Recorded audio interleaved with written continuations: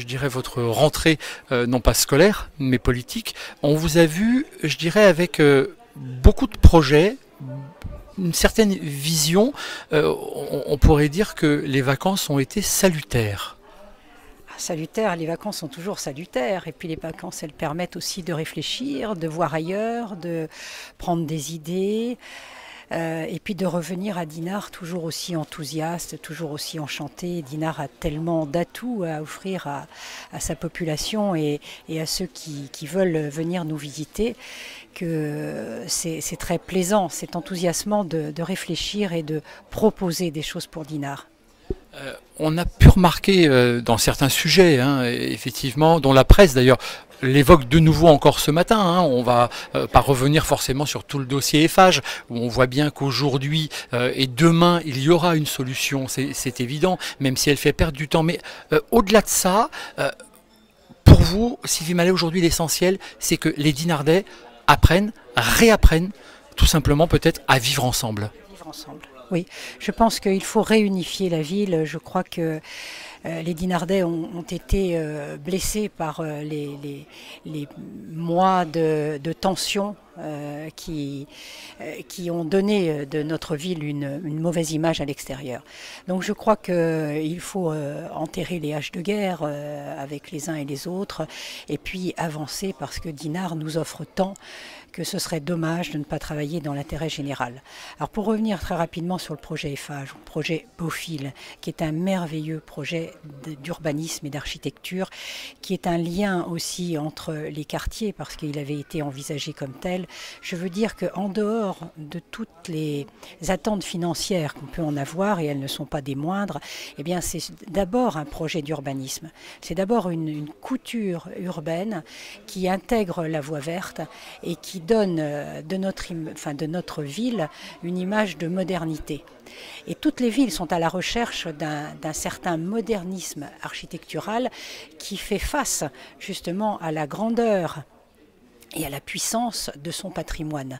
Et nous avons à Dinard l'excellence d'un patrimoine qui a été sauvegardé avec des villas qui sont toutes aussi magnifiques les unes que les autres, mais qui en même temps sont toutes d'un style et d'époques très différentes, parce que telle était la volonté des architectes de diversifier l'urbanisme de la ville.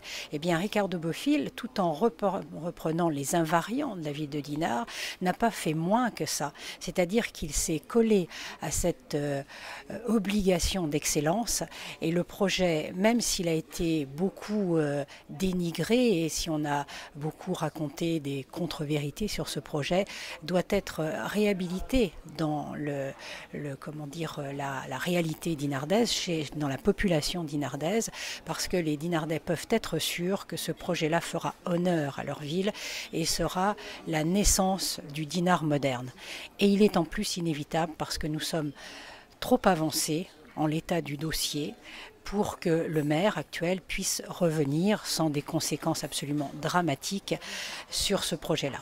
Alors après, il est un projet évidemment d'urbanisme qui n'est pas consacré qu'aux familles et aux revenus modestes. Évidemment, il respectera la topologie actuelle de la ville de Dinard, c'est-à-dire 54% de résidents permanents, 46% de résidents secondaires, et puis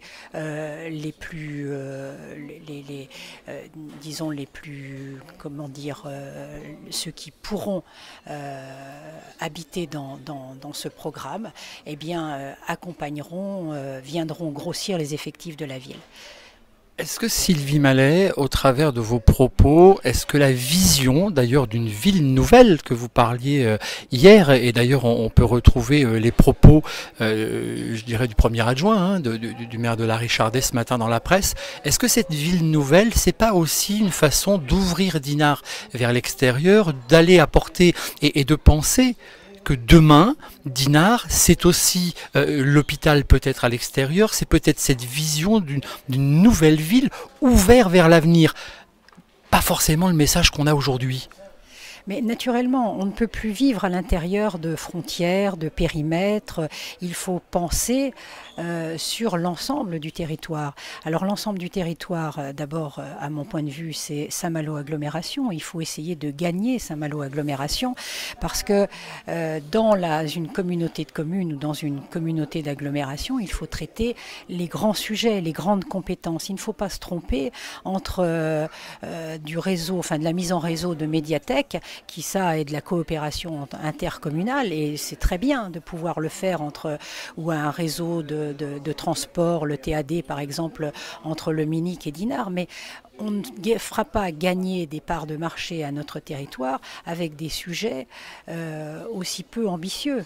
Par contre, avec Saint-Malo agglomération, eh bien là, il faut rentrer dans les grandes compétences que sont l'eau, l'urbanisme. Ce serait quand même bien légitime que tous les habitants de ce territoire payent l'eau et l'assainissement le même prix. Nous vivons sur un même territoire et qui a les mêmes bassins versants, qui a les mêmes inconvénients et les mêmes avantages. Et donc, l'eau étant un bien essentiel, il serait légitime d'arriver à des harmonisations comme celle-là. Et puis aussi le tourisme. On ne peut pas envisager autrement qu'avec Saint-Malo une communication à l'international et en Europe particulièrement. On voit bien d'ailleurs qu'avec les événements, Dinard et la Bretagne en général sont des zones replis un petit peu. Donc il faut absolument profiter de toutes ces opportunités. Et puis après, il faut bien sûr dans notre périmètre plus raccourci, eh bien, envisager de nouvelles coopérations. Alors la commune nouvelle, l'idée de commune nouvelle que j'ai lancée hier, Dinard-la-Richardaise, c'est quelque chose qui me trotte dans la tête depuis longtemps. Qui doit trotter aussi dans la tête de l'ancien maire Jean-Luc Oyer, qui est actuellement premier ministre, si je puis dire, de la Richardaise, eh bien, c'est certain que c'est l'avenir. Alors évidemment, ça ne peut pas se faire au pas de charge. Évidemment, il faut en parler avec les populations. Évidemment, il faut harmoniser la fiscalité qui a l'air de faire peur aux Richardaisiens. Bien sûr, mais tout ça a des solutions. Il faut une volonté, d'abord, une volonté politique de faire mieux. Mais de faire mieux, non pas par ambition personnelle, pour nos concitoyens. Vous évoquiez, Sylvie Mallet, je me permets, mais vous évoquiez hier quelque chose, je crois, de très fort. C'est qu'aujourd'hui, vos idées, vous invitiez même, je dirais, qui voulait l'entendre, de venir chercher ces idées et surtout de les mettre, je dirais, voilà, en application parce que Dinard en avait besoin. Oui, mais bien sûr, je rassure ceux qui voudraient me rappeler qu'en 2014 j'ai perdu les élections, ça je l'ai intégré. Je sais que je ne suis pas décideur et je sais que je ferai mon mandat d'opposant ou dans la minorité jusqu'à la fin, jusqu'en 2020. Donc ça c'est intégré. Maintenant ça ne m'empêche pas de rêver et puis de proposer pour Dinard parce que j'ai toujours 1001 idées et j'ai en plus les réseaux pour le faire, les compétences, je pense, et la capacité de mettre en œuvre. Maintenant, c'est un vivier de propositions que ceux qui veulent piocher dedans et le réaliser tout de suite, si tant est que ce soit utile à Dinard, eh bien, je les encourage à le faire. Et si je peux aider à le faire, je le ferai. Évidemment, j'aime trop Dinard. J'ai consacré 33 ans de ma vie auprès de Marius Mallet à reconstruire cette ville, à lui redonner de la couleur, à lui redonner une espèce de dynamisme, une fierté, voilà. Et je ne peux pas vouloir autre chose aujourd'hui que le bien des Dinardais et un rêve pour Dinard. Mais la vie n'est que la réalisation de nos rêves.